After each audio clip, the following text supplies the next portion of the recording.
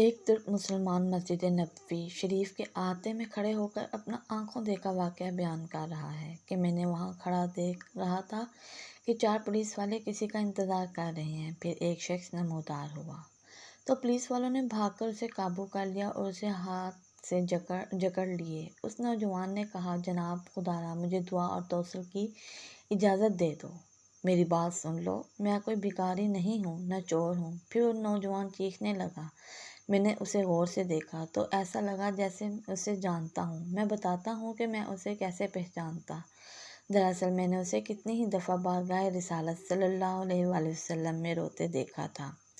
یہ ایک البانوی نوجوان تھا جس کی عمر 35 یا 36 سال کے درمیان تھی۔ اس کے سنہری بال اور ہلکی سی داڑھی تھی۔ میں نے جرأت کر کے پولیس والوں سے کہا، جب اس کا کوئی جرم نہیں تو اس کے ساتھ ایسا کیوں کر رہے ہو؟ آخر کیا الزام ہے اس پر؟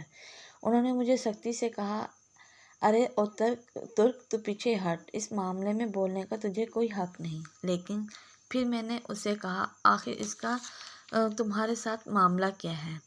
کیا اس نے کوئی چوری کی ہے یا کوئی جرم کیا ہے؟ بتاؤ تو صحیح۔ ایک سپاہی نے کہا، نہیں، یہ بندہ 6 سال سے ادھر مدینہ شریف میں رہ رہا ہے، لیکن اس کا یہ قیام غیر قانونی ہے۔ ہم اسے پکڑ کر پولیس کے حوالے بھیجنا چاہتے ہیں، لیکن پھر اسے پکڑ کے وہاں سے اس کے ملک بھیجنا چاہتے ہیں، لیکن یہ ہر دفعہ ہمیں چکمہ دے کر بھاگ جاتا ہے اور جا کر روضہ رسول اللہ صلی اللہ علیہ وسلم میں پناہ لے لیتا ہے، اور ہم اسے حد ادب کے باعث اندر جا کر گرفتار نہیں کرنا چاہتے تھے۔ میں نے مضطرب ہو کر پوچھا، تو اب اس کے ساتھ کیا کرو گے؟ کہنے لگا، ہم اسے پکڑ کر جہاز پر بٹھائیں گے اور واپس البانیہ بھیج دیں گے۔ وہ نوجوان تھا کہ مسلسل روئے جا رہا تھا اور کہہ رہا تھا، کیا ہو جائے گا اگر تم مجھے چھوڑ دو گے؟ تو دیکھو، میں کوئی چور نہیں ہوں، میں یہاں کسی سے بھیک نہیں مانگتا، میں تو ادھر بس محبت رسول اللہ صلی اللہ علیہ وسلم میں رہ رہا ہوں۔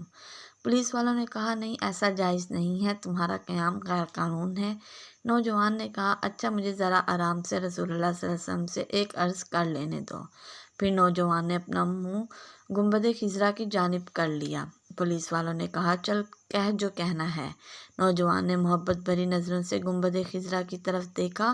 جو کچھ عربی میں کہا وہ نوجوان کہہ رہا تھا، یا رسول اللہ صلی اللہ علیہ وسلم، کیا ہمارے درمیان اتفاق نہیں ہوا تھا؟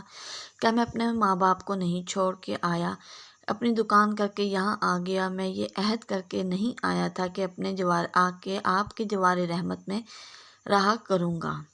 حضور پاک صلی اللہ علیہ وسلم، اب آپ دیکھ لیں، مجھے یہاں نہیں رہنے دے رہے۔ یا رسول اللہ، یا رسول اللہ، آپ مداخلت کیوں نہیں فرماتے؟ یا رسول اللہ، آپ مداخلت کیوں نہیں فرماتے؟ روتے روتے نوجوان بے حال ہونے لگا۔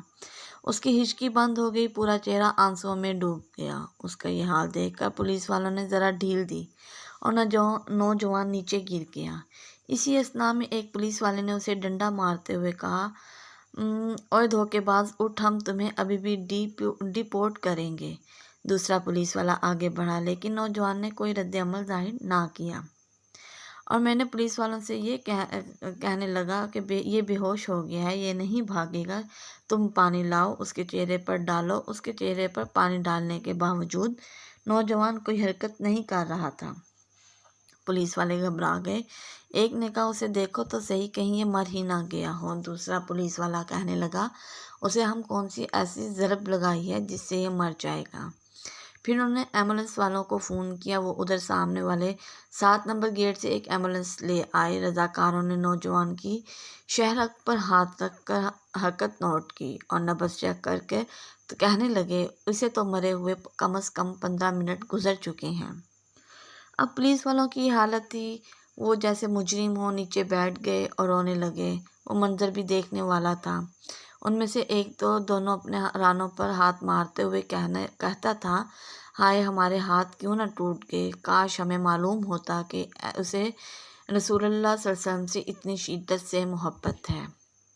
ہائے، ہمارے ہاتھ کیوں نہ ٹوٹ گئے، ہم نے اس عاشق رسول اللہ صلی اللہ علیہ وسلم پر اتنی سختی کیوں کی۔ اس کے بعد ایمبولینس والوں نے اسے وہاں سے اٹھا لیا اور جنت البقیع کی طرف تجہیز و تکفین والے حصے میں لے گئے۔ غسل کے وقت بھی میں وہیں موجود تھا۔ میں انہیں کہتا تھا کہ مجھے بھی ہاتھ لگانے دو، مجھے بھی اس کی چارپائی کو اٹھانے دو۔ جب جنازہ تیار ہو کر نماز کے لیے جانے لگا تو پولیس والوں نے مجھے کہا، ہم نے جتنا گناہ اٹھایا ہے کافی ہے، اسے ہمارے سوا اور کوئی نہیں ہاتھ اٹھائے گا۔ شاید اس طرح ہمیں آخرت میں کچھ رعایت مل جائے۔ میرے سامنے ہی وہ نوجوان بار بار کہہ رہا تھا، یا رسول اللہ، آپ مداخلت کیوں نہیں فرما رہے؟ دیکھا رسول اللہ صلی اللہ علیہ وسلم نے مداخلت فرما دی اور ملک الموت نے اپنا فریضہ ادا کر دیا۔ اللہ میں اپنے حبیب صلی اللہ علیہ وسلم کی ویسی ہی محبت عطا فرمائے جیسے اس البانی نوجوان کو عطا فرمائی تھی۔